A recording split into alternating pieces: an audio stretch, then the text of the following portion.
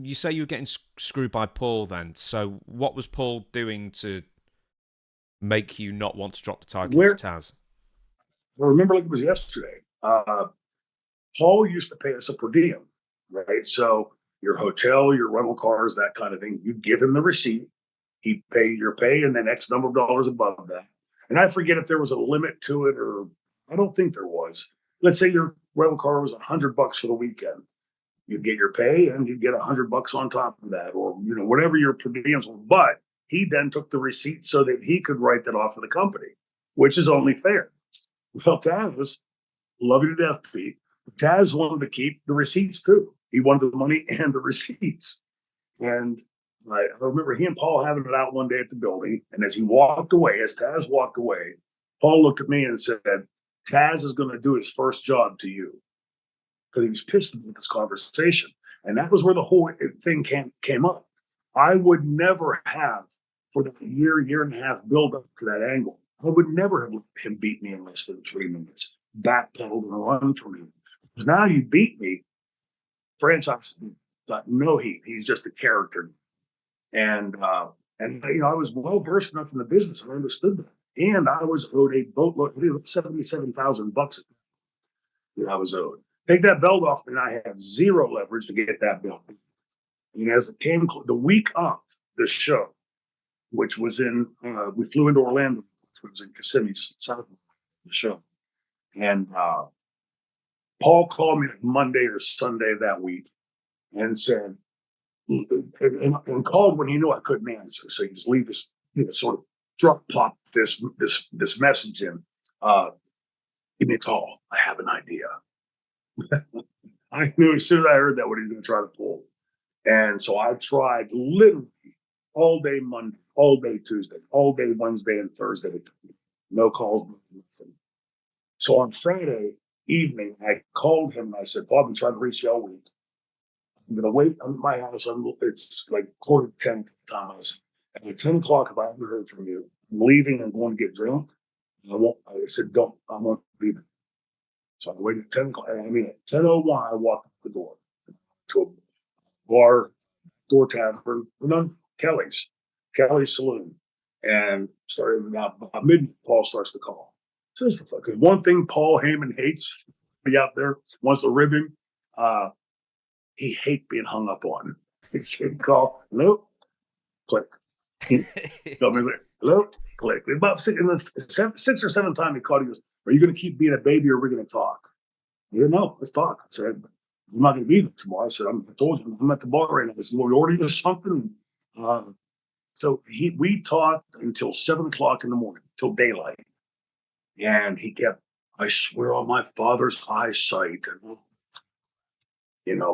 And I said, I finally told him, I said, okay, well, I'm going to fly down. I said, but the first thing I'm going to do when I get there is going to sign a promissory note, not from ECW, as Paul Heyman, that you owe me this money. And my lawyer had written this document up and sent it over. And I fly in, my driver picked me up. And as we're pulling out of the airport, on the Orlando airport, onto the freeway, we used to stay at the Marriott downtown. And Paul calls. And I answer the phone and he said, no, it's all this drama. Is this about me or is it about you doing a job? The guy that suggested Bill McGillicuddy pinned me, the guy that let Taz beat me in 3 minutes, Sabu beat me in 3 minutes. I was in fucking sense. And I said, what the fuck are you? So I'm at the Marriott at the Orlando airport. I looked over and here's the hotel. I grabbed the wheel of the car on the freeway and yanked it and we spun around. So what are you doing? We pulled into the hotel. I was going to beat the shit out of him. I was so pissed. And then get back on a plane and leave. And I went in and Francine and Ron and Charlie and Bubba and Diva, and they're all sitting in the lobby. I said, what room's Paul in? He said, I'm going to see him now. I said, give me 15 minutes. I went up. The door was open because he was waiting for Bubba, right? So I get there, push the door open. Paul's in the shower. Now, let me tell you, there are things that cannot be unseen. He said one of them is like watching Jabba the Hutt get out of the shower with that 3 hairs that he had, like wet straggling down behind of that white pasty body. It's not John Cena at the Oscars, is it? Yeah, not quite. Just a hair different. So, and he comes out of there and he just starts trying to apologize. I told the doctor about his son. We had very little conversation, and he kept saying, "Why do you think I'm trying to screw you?" I said, "The paper says it all." I said, "I understand this business. You beat me. I have no leverage to get it. So now I've got the guarantee to get the money back." And but when I got to that building that night, I just couldn't get out of the car. And then when did go back to the building, when I walked in, they had Dave Marquez was in. I think it was Dave Marquez, and he said, "Oh, you're not allowed on this one. You have to go here." Well, just because he said I wasn't allowed there, I pushed right by him. Was like, "I'm going to do what I want to do here. You can kick me out if you want." I walked over. Francine came over first and locked the door. So I had this huge locker room to myself. And Franny going, "Not go away. Don't talk. Leave me alone." And come and say, I said, "Go away, Franny. Hear this." "Well, goddamn Shane Douglas." I come up and go over and lock the door to Terry.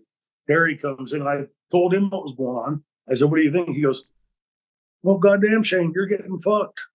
And I knew I was getting fucked, right? And it was just infuriating. And Taz came over, and Paul had been telling him he doesn't want to lay down for you.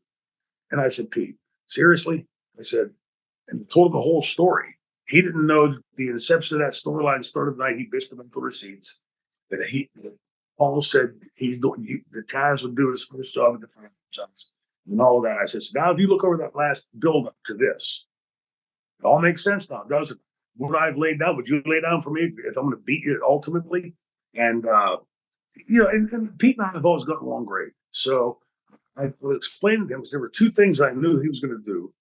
Taz would always do this thing on the falsies where he would start to pick his leg up or start to move to kick out.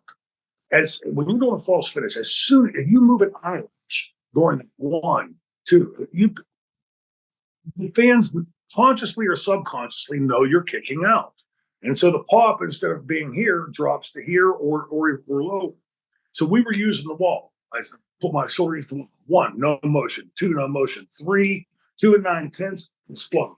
No motion till you explode. So you watch Panic, he gets those right in the minute. He gets like I told him. But then he also used to do a thing, if you remember, when Taz would win, he would grab the belt or whatever and climb the ropes. And I told him, I said, "Do not do that tonight." And he said, "Why?" I said, "Because the fans are going to know that this is a passing of the torch. And even though those fans love to hate me, they respect what I've done with the belt. So just don't climb the ropes. You'll be fine." So we did. There was Taz, Candido came out, and Tammy, and then Sabu came out. And there was really exciting ECW finish, and he chokes me out. I never tapped. I pass out. Belt goes to him. And I'm laying there selling, and I hear, "Fuck you." Oh, my eyes are looking at the guys going, "Fuck you. Fuck you." They're pissed, right? And damn, I engaged everyone. I thought they'd be sort of upset when they lost the belt. Even though they would be happy as the story was that these other fans respected me. And then I realized they're not telling me "fuck you." I'm gonna roll over, and Taz is up on the ropes, and he never just screamed, "Get the fuck down!" And he didn't, and he left. And that was the whole incarnation of that match. But we tore the house down, literally. Fought all over the building that night, and really gave the fans a money's worth. And as I was coming back, I did an interview with Dave Shearer and Bob Ryan, and just sort of opened up. I told them that ultimately Bam Bam's the reason I was here. And the next week, Paul wanted me to come. We put Taz over again in the arena. Okay, no problem, because now if this is the game we're playing, I'm going to go out and get the franchise character. And I knew Taz would be able to hold his own. But so I go, I'm going to get a little bit of the childish side of it. But Paul used to always tell me, "I forbid you to cut your hair." So snip, cut the hair all off, and show up the next week looking nothing like the franchise character, classic franchise character. And he wouldn't say anything. But here's the thing about it. I mean, what the fans go back and look at this from the outside looking in, you would assume because of the run I had in ECW that me and Paul must have 2 peas in a pod. I can't recall a time that Paul and I ever had a drink in ECW. I don't recall, although I'm sure there must have been. Well, remember we used to go like to the saloons in Boston, but we rarely broke bread. And anytime we had any kind of meeting, it was usually with multiple people in the meetings.